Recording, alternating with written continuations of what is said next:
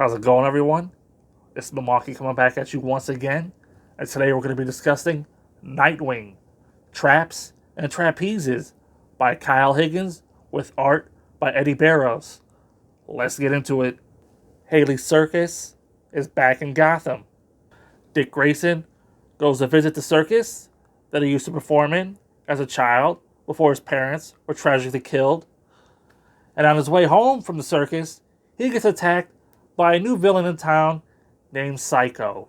Later on, Mr. Haley gives Dick Grayson, for some reason, the deed to the circus and the rights to all the tents and the animals or whatever, as Psycho strikes again, killing Mr. Haley. Apparently, there's some big secret about the circus and what it's really all about. What could it be? Then we have an issue here taking place in Miami as Dick Grayson joins a traveling circus and he travels all around America, where he teams up with Batgirl to take on a villain known as Spinebender. I see what you did there, Kyle. Then, in New Orleans, when the circus comes to town, Nightwing ends up interrupting a voodoo marriage. Now, I'm not sure if this ties into the voodoo book that I'll be checking out later on. It could not. I don't know at this point. But a voodoo marriage was interrupted by Nightwing nonetheless. It turns out that the son of Mr. Haley, I don't remember his name right now, but he wants to put on a tribute show for the Flying Graysons, so he takes the circus back to Gotham. What could go wrong? Needless to say, Psycho strikes again. There's a big chemical fire in the Gotham arena. The people who went to the circus are trapped in a death trap. How is Nightwing going to get out of this one? Well, you're just going to have to read to figure it out. Right off the bat, I want to give props to, Kyle Higgins here. He really keeps his book, in continuity. I thought they would just brush over the whole period with Dick Grayson being Batman. But no, Dick was in fact Batman. He mentions it here. He thinks it's strange being back as Nightwing, his own identity. Really enjoyed that aspect of the story. I thought it was going to be one of those things forgotten in the New 52, but it was not. I'll go ahead and say I enjoyed, the tie-ins with this to the Court of Owls and the Night of the Owls, because in that book by Scott Snyder, we find out that Haley's Circus was a secret breeding ground for the Court of the Owls Talon assassins, of which Dick Grayson was supposed to be one before his parents died and Bruce Wayne took him in. Well, in this story, it's all about Nightwing finding that out himself, right?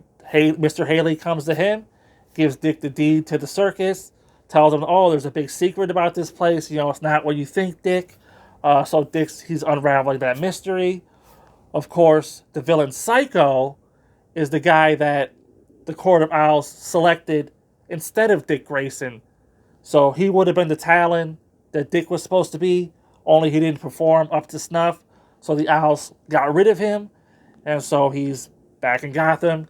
He's back with the circus, and he's out for revenge. So I really felt like that was, a pretty strong part of the story. Good villain origin story. Sucks that he dies at the end. I felt like he could have really been a foil in Dick Grayson's side for years to come. But who knows, this comic books, he could always be resurrected. The only real bad thing that I can say about the book is I just don't like the circus. Never did. As a kid, I went to the circus like once. Just not a fan of the circus.